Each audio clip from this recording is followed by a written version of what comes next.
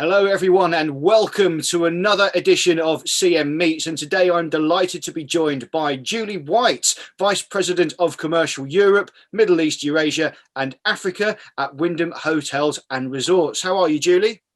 Very good, thank you. Excellent stuff. Now, before we kind of get into the meat of today's topic, I just want to maybe ask you to give us a bit of background about yourself. Tell us about you and your experience in the MICE sector. Sure.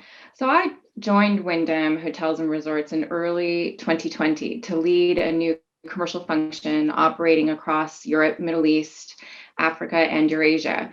And I joined Wyndham with over 20 years experience in the global travel industry in a range of commercial roles with major airlines, consulting, and now hospitality. My team supports hotels across the region under our brands with revenue driving initiatives, including opportunities for meetings, events, and group travel across the region. Good stuff. Now, obviously, here in the UK, we have this week learned that we might be able to reopen our doors and get the MICE sector firing on all cylinders again from the 21st of June. Very exciting. So we now have a clearer idea on when things may reopen. How do you sort of see the first events running when they return? And do you think that the trends that we see, do you think they will endure? Absolutely. And we've been preparing for hybrid meetings throughout this past year. And we were actually one of the first hotel brands to take the hybrid meeting concept to market in EMEA, as we saw this as very much the way forward and out of the pandemic situation. We've already had some successful hybrid events take place last autumn before the second wave hit Europe in the winter. One example we learned a lot from was with a multinational client that held a successful event at our Dolce Hotel by Wyndham in Brussels, Belgium. It was initially planned to be an in-person event in the autumn, but it turned into an inaugural conference that had nearly 200 attendees from cities all over the world. And the hybrid setup helped our client execute a really successful 3-day leadership conference. And they had a blend of interactive training, workshops, joint plenary sessions using virtual tools, and also even had online leisure program that they had for attendees. The attendees really fed back that they enjoyed the mix of different tools and they found it quite exciting and quite engaging. And what really made this successful event was a combination of very careful planning within a hybrid environment and also high quality tech support provided by the hotel and the team. And based on what we're hearing in that example, we're hearing that these success points that we had last year are very much in front of mind for buyers and planners across the industry. Virtual and hybrid formats will continue to be top of mind for some time as they give attendees the choice to attend either in person or virtually. And employers and planners really have to respect that they have a duty of care and need to enable their employees and teams to have that choice until the COVID concerns are really under control on a global scale. This is going to take some time, we know, and so what has started as a response to crisis may likely be embedded as kind of a new normal for what we see as 3 main reasons. The adoption of virtual tools has really accelerated exponentially and is now very routine across all age groups and many demographics. And what was a clumsy user experience maybe a year or so ago is now actually very customary and expected today. The other aspect is budget controls. We know that a lot of companies are going to be in very tight budgets and having to reassess their spending on meetings, events, and travel. And so some of that travel expense is going to be saved by conducting hybrid events and connecting people because it's more cost effective for companies. And then lastly, there's also a revenue opportunity in the event space for this because while for paid events in particular, the hybrid format opens up merchandising options that are offering more lucrative price points for different types of attendance. And so this opens up maybe a broader reach for that event, and you can charge different price points, whether in person or on the virtual side as well. And that helps you engage a broader audience and at different levels of your organization. All of that said, people are really craving in-person events. And so while wholly virtual events are likely to fade, we think hybrid is likely to endure.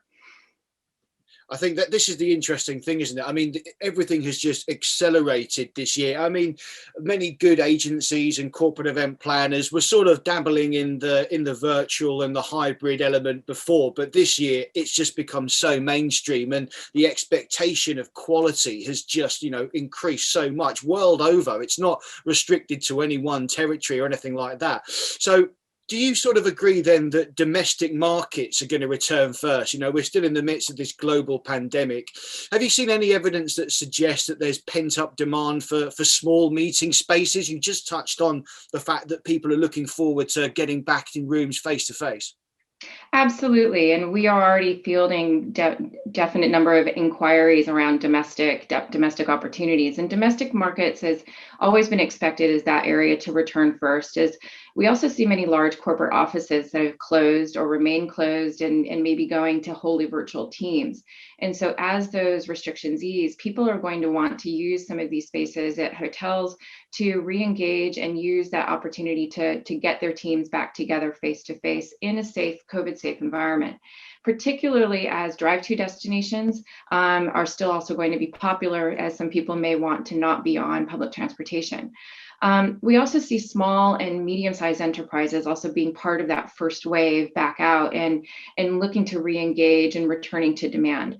And so, we're seeing that this travel pattern is taking place as good indicators in areas like India and in the Middle East, where that is already starting to take place, where they're starting to travel domestically and very much close to home within their region.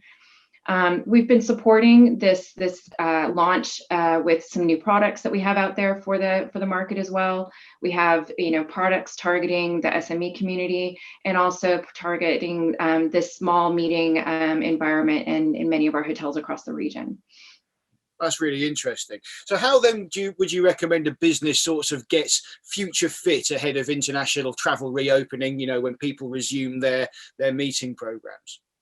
Absolutely, readiness is key. What we saw last year and the data we saw last year really demonstrated that those hotels that prepared for reopening by having both commercial and operational programs in place well ahead of reopening really performed and outperformed other properties. And so the hotels that invest the time to have the right tools in place and to have the right training of their teams will really succeed. And this includes readiness to both have that AV set up for the hybrid meeting, but also the team training and able to really run a successful hybrid meeting and run a successful small meeting in a COVID safe environment. Interesting stuff. Now, we've sort of touched on this already, but I'm interested to delve a little bit further. COVID-19, it has accelerated digital trends with regards to, say, contactless operations, and there's certainly an indication of a desire for hybrid as a long-term element. I mean, do you agree with that? Absolutely. It's as I was saying before, hybrid really is an opportunity for that merchandising opportunity for businesses to reach a larger audience and to engage in different kinds of ways of selling some of their event content and engaging with teams more globally and more universally.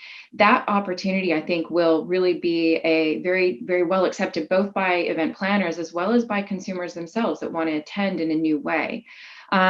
It's also really great. The types of data that come out of hybrid events is also new and helpful, as you can use some of the materials from some of the tools that are available to track attendance, to understand who's coming from where, to understand the types of questions they're asking.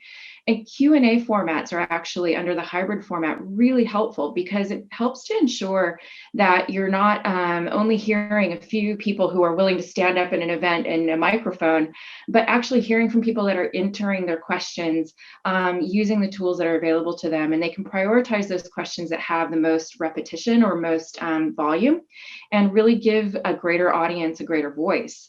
So we think that people will really latch on to some of these advantages of the hybrid format, and that this will be something that will be here to stay. There's definitely appetite for the solution, not only in any given single market. We're seeing appetite going across the region. And our team today is fielding inquiries for hybrid solutions in Spain and Portugal, Germany, Turkey, Italy, all across the Middle East as well. So it's really going to be an enduring trend, we think. No doubt at all. Now, in these video interviews, we like to give our viewers something tangible to take away, something to really think about. So I'm going to ask you now to give us some tips on creating a successful hybrid event. And I'm particularly interested in learning a little bit more about how to actually get the spot, or rather make the most of the sponsorship opportunities you talked about. Absolutely. I think the first thing is, as with anything, have the time and take the time to really plan the event and really ensure that you're blending a very good range of both physical and virtual elements to run smoothly. This also means testing and testing prior to the day of the event well in advance to know how things are going to run, because it is a new format for people. Also, working with a well-briefed and experienced facilitator is important. This person can help you act as a key link to the best practices between live and virtual sections of your event. The other part is we have to acknowledge screen fatigue is a real issue. And so we need to work with the process and with the planning of the schedule of the event to give people time to take breaks so that they don't burn out from that screen engagement. And they have time to incorporate that interactive elements in person as well. So those are some of the 3 lessons that we've learned from some of the events that we've done last autumn and that we've baked into our approach to hosting events in the coming year ahead. Sounds fascinating. Julie, thank you so much for stopping by. It's been an absolute pleasure to talk to you. And thank you, Martin, for the opportunity. Very much appreciated.